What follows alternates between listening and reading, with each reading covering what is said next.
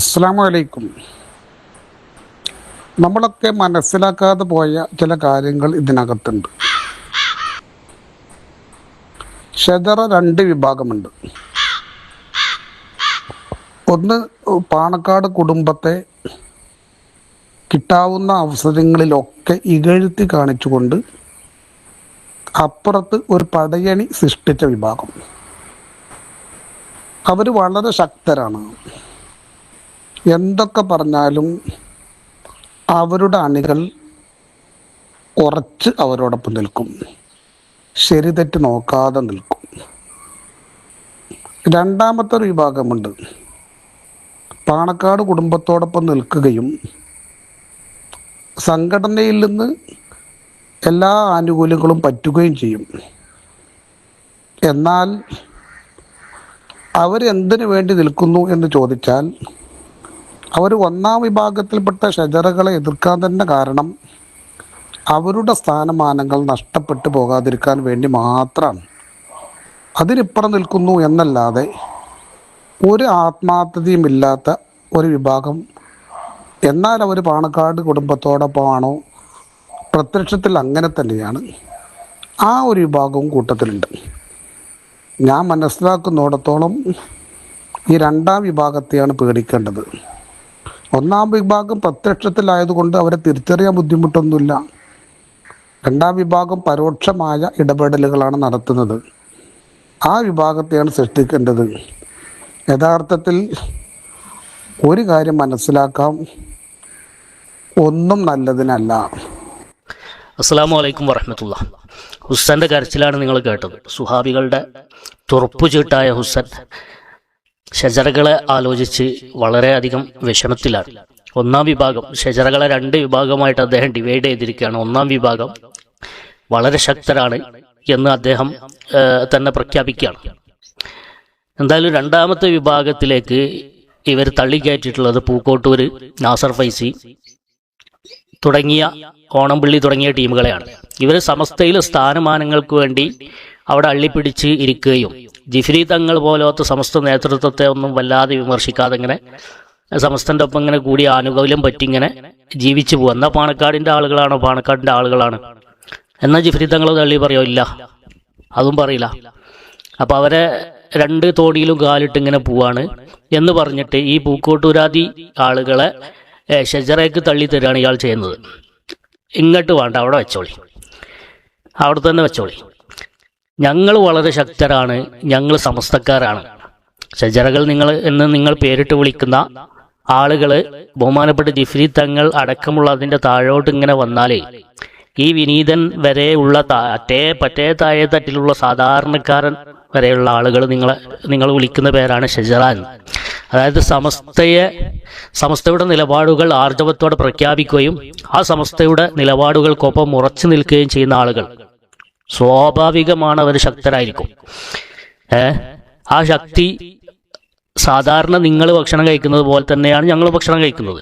പക്ഷെ ആ ശക്തിയൊക്കെ ഒരു ആത്മീയമായിരിക്കുന്ന ശക്തിയാണ്. ഇതിൻ്റെ പിന്നിലൊക്കെ മഹാന്മാരായ മശായഖന്മാരുടെയും പണ്ഡിതന്മാരുടെയും ഗുരുനാഥന്മാരുടെയും ഒക്കെ ഒരു ഇടപെടൽ അതിലുണ്ട് എന്നുള്ളത് നിങ്ങൾ മനസ്സിലാക്കണം. ആ ഒരു ശക്തിയാണ് അള്ളാഹുവിൻ്റെ അനുഗ്രഹം കൊണ്ട് സമസ്ത പ്രവർത്തകർക്കുള്ളത്. അവർ ശക്തർ തന്നെയാണ്. നിങ്ങൾ പറഞ്ഞാലും ഇല്ലെങ്കിലും സമ്മതിച്ചാലും ഇല്ലെങ്കിലും ഞങ്ങൾ ശക്തരാണ്. എന്നാൽ നിങ്ങൾക്കിപ്പോൾ നീരസവും നിരാശയും വരാനുള്ള കാരണം ഈ പൂക്കോട്ടൂർ പോലെയുള്ള ആളുകൾ, നാസർ ഫൈസിയെ പോലെയുള്ള ആളുകൾ നിങ്ങളുടെ താളത്തിന് ഒത്ത് അവർ തുള്ളുന്നില്ല. അതായത് നിങ്ങളുടെ വളരെ നാലാംകിട ആളുകളുണ്ടല്ലോ, ജിഫ്രി തങ്ങൾക്കെതിരെ പരിപാടി സംഘടിപ്പിച്ച ആളുകൾ, അവരൊക്കെയാണ് നിങ്ങൾ യഥാർത്ഥ സുഹാബികളായിട്ട് നിങ്ങളുടെ കൂടെ കൂട്ടാൻ പറ്റിയ ആളുകൾ. നിന്നെ പോലെയുള്ള പണ്ഡിതന്മാരെ എന്ത് മ്ലേച്ഛമായ ഭാഷയിലും അഭിസംബോധനം ചെയ്യാൻ പറ്റിയ ആളുകളുണ്ടല്ലോ, ആ കൂട്ടത്തിലേക്ക് ഈ പൂക്കോട്ടൂരിനെയും മറ്റൊന്നും കിട്ടാത്തതിൻ്റെ ഒരു അമർഷം മാത്രമല്ല. ഇപ്പോൾ ഷജറകൾ ഇങ്ങനെ കയറി പോവാണ്. സമസ്തന്റെ പ്രവർത്തകർക്ക് വെച്ചടി കയറ്റമാണ്. കാരണം ഓരോ കാര്യങ്ങളിലും ഏത് നിലപാടുകളും വരികയാണെങ്കിൽ അതിൽ മുൻതൂക്കം അവർക്കാണ്. സമസ്തയുടെ എല്ലാ കാര്യങ്ങൾക്കും, എല്ലാ പ്രഖ്യാപനങ്ങളിലും, എല്ലാ നയങ്ങളിലും, തീരുമാനങ്ങളിലും അവർക്ക് മുൻതൂക്കം കിട്ടുന്നത് എന്തുകൊണ്ടെന്ന് വെച്ചാൽ അവർ സമസ്തയുടെ ഒപ്പം നിൽക്കുന്നതുകൊണ്ടാണ്. നിങ്ങൾക്കിപ്പോൾ വന്നുപെട്ടിട്ടുള്ള നിരാശ എന്താണെന്ന് വെച്ചാൽ നിങ്ങൾ സമസ്തയിലുമല്ല, എന്നാൽ നിങ്ങൾ സമസ്തക്കെതിരാണ് ലീഗിനെതിരാണ് സമസ്തയിലെ പ്രവർത്തകർ എന്ന് വരുത്തി തീർക്കാൻ വേണ്ടിയുള്ള ശ്രമം നടത്തി. അതിലും നിങ്ങൾ പരാജയപ്പെട്ടപ്പോൾ ലീഗിൻ്റെ ആളുകൾ അവർക്ക് ഭരണം കിട്ടി. ഒരു രാഷ്ട്രീയ പാർട്ടിയെ സംബന്ധിച്ച് അവരുടെ ആത്യന്തികമായ ലക്ഷ്യം എന്ന് പറഞ്ഞാൽ ഭരണം കിട്ടുക, ഒരുപാട് സീറ്റുകൾ കിട്ടുക, അവർക്ക് കുറേ മന്ത്രിസ്ഥാനം കിട്ടുക, ഇതൊക്കെയാണ്. ഇതൊക്കെ മുസ്ലിം ലീഗ് നേടിക്കഴിഞ്ഞു. ചരിത്രത്തിലെ ഏറ്റവും വലിയ നേട്ടമാണ് മുസ്ലിം ലീഗ് നേടിയിട്ടുള്ളത്, 22 സീറ്റ്. അതോടൊപ്പം തന്നെ വലിയ വിജയവും വലിയ ഭൂരിപക്ഷത്തിന് ഏറ്റവും വലിയ ഭൂരിപക്ഷവും അവർ നേടി.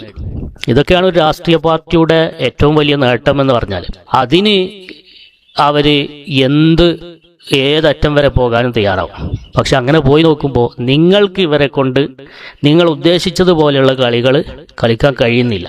അതിനുള്ള കാരണം അവരും നിസ്സഹായരാണ്. കാരണം കോൺഗ്രസ് അതിനേക്കാൾ വലിയ സീറ്റ് നേടിക്കൊണ്ടാണ് ഇവിടെ വന്നിട്ടുള്ളത്. അതുകൊണ്ട് അവർ തന്നെ അവരുടെ കാര്യത്തിൽ നഫ്സി എന്ന് പറയുന്ന ഒരവസ്ഥയിൽ നിങ്ങളെ കൂടി പരിഗണിക്കണം. പരിഗണിക്കുക എന്ന് പറഞ്ഞാൽ എന്താണ്? നിങ്ങളുടെ ആവശ്യപ്രകാരം സമസ്തയെ ഒന്ന് തകർക്കണം, തള്ളിയിടണം, ഉമർ ഫൈസിനെ പുറത്താക്കണം, ഇതൊക്കെയാണല്ലോ നിങ്ങൾ സ്വപ്നം കാണുന്ന കാര്യങ്ങൾ. ഹമീദ് ഫൈസിക്കുള്ള എതിരെ കേസെടുക്കണം, അങ്ങനെ തുടങ്ങിയ കുറേ ചില്ലുകൊട്ടാരങ്ങൾ, നിങ്ങൾ സ്വപ്നങ്ങളിൽ നെയ്തു വെച്ചിരുന്ന നിങ്ങളുടെ ചില്ലുകൊട്ടാരങ്ങളൊക്കെ തകർന്നടിഞ്ഞുകൊണ്ടിരിക്കുകയാണ്.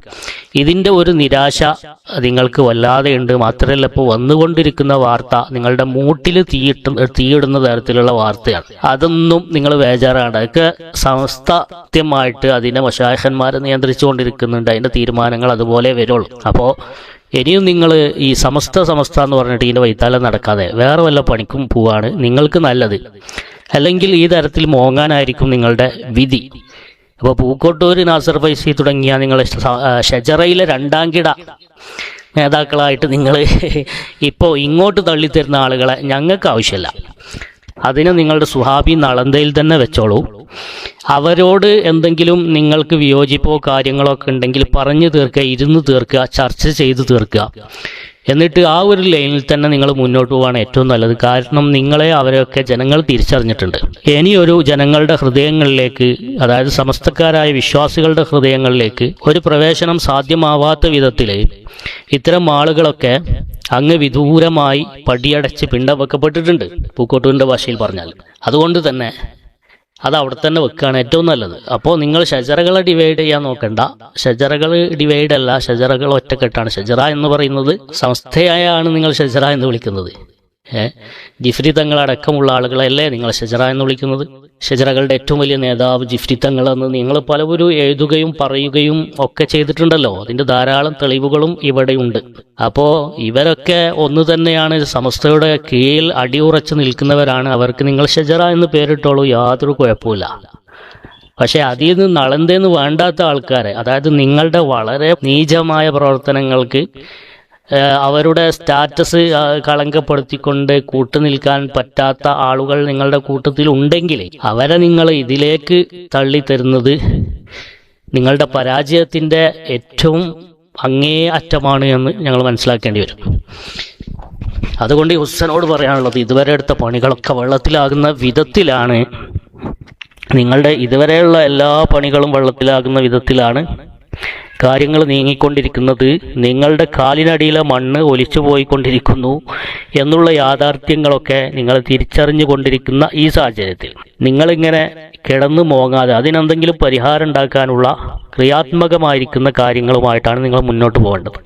അല്ലെങ്കിൽ നിങ്ങളതൊക്കെ അടിയറ പറഞ്ഞ് നിങ്ങളുണ്ടാക്കിയ അഡ്ഹോക്ക് കമ്മിറ്റിയും മറ്റ് കമ്മിറ്റിയൊക്കെ പിരിച്ചുവിട്ട്, നാളന്തയൊക്കെ പിരിച്ചുവിട്ട് നിങ്ങൾ സമസ്തയിൽ പൂർണ്ണമായി ലയിക്കാൻ നിങ്ങൾ തയ്യാറാകണം എന്ന് മാത്രമാണ് സൂചിപ്പിക്കുന്നത്.